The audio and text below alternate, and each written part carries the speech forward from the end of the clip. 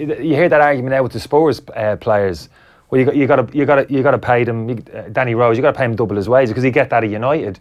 Well, yeah, he'd get that, but that's Manchester United. He's at Tottenham Hotspur Football Club. I kind of agree with Danny Rose, but you've got to pay Harry Kane enough to make him stop looking around and going, I would be getting paid 3 times what I'm getting paid. So this is the argument again. Let's pay Harry Kane what he wants, as if that's standalone. But you do that, then you got another dozen players banging on Daniel Levy. You got another dozen Spurs players banging on his door. I'm not saying pay me as much as Harry Kane, but saying, hey, you got to bring us up now to that level. This is the chance of a lifetime for Spurs to finally become a relevant club at a level that they've never been in the last 15, 20 years. But you got to pay within your means. You got to keep paying within your means. There's a budget there. Daniel Levy knows more so than anything else. The revenue streams to the football club, and he'll budget accordingly. If you're not happy for that as a player, move on. It's as simple as that. But the club, if Harry Kane's not happy, the club's never going to grow if they don't actually invest in Harry Kane and Dele Alli and try and keep this.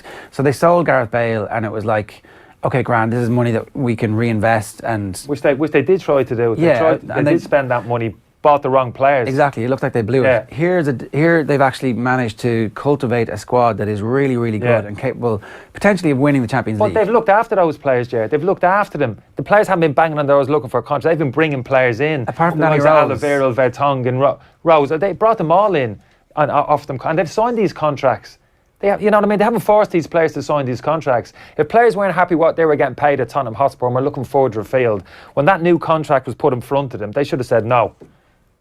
The last contracts they were off, they should have said, no, I'm not signing that. And then they would have put themselves into a strong position where the club, their contracts are running down, then the club's got a problem. You know, do we actually give him what he wants, or we need to let him go? What if Pochettino leaves?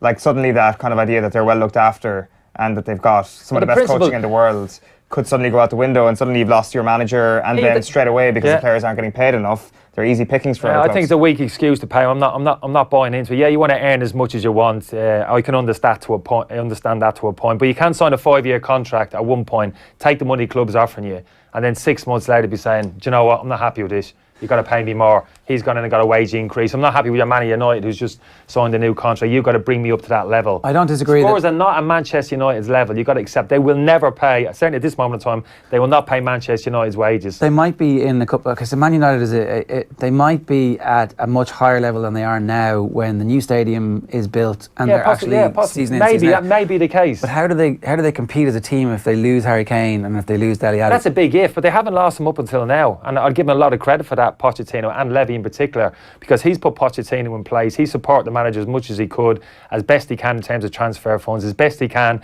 in terms of wages. They've got a successful team. They're playing some brilliant football. They're clearly all enjoying it. There's a great dynamic within the football club. That's what's keeping those players at the football. That's a great environment to be in. You don't get that too often during your career. So I certainly wouldn't be jumping ship. That's an easy thing for me to say. I certainly wouldn't be jumping ship if I was at that football club. And ultimately, Daniel Levy's responsible for that. He's the one at the top of the pyramid putting all those pieces in place, whether it's Pochettino, the new training ground, the new ground coming down the road, new contracts for players, the whole shebang, all of that. So I'd actually think he deserves a lot more credit, Daniel Levy, for what he's getting, rather than he's got to play Harry Kane 300 grand what he wants. He's got to play Dele Alli what he wants. Rose is having a moan, but we're not signing any world-class players.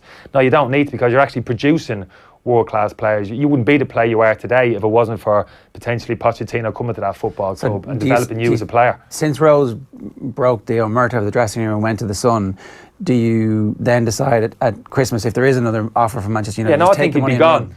I think he'll be gone. I don't think you need that kind of negativity within the dressing room. So he'll be gone, but he'll be gone on Tottenham's terms. And for me, that would probably be end of the season. There might be a deal done there in the window if another player becomes available. Talking to Luke Shaw, possible swap, who played under Pochettino, so attempted to get a good deal there. Maybe Rose and then maybe 25-30 million. That might be a deal. I think the lad of Fulham is the one they want. Session, the young boy Fulham, is an outstanding player.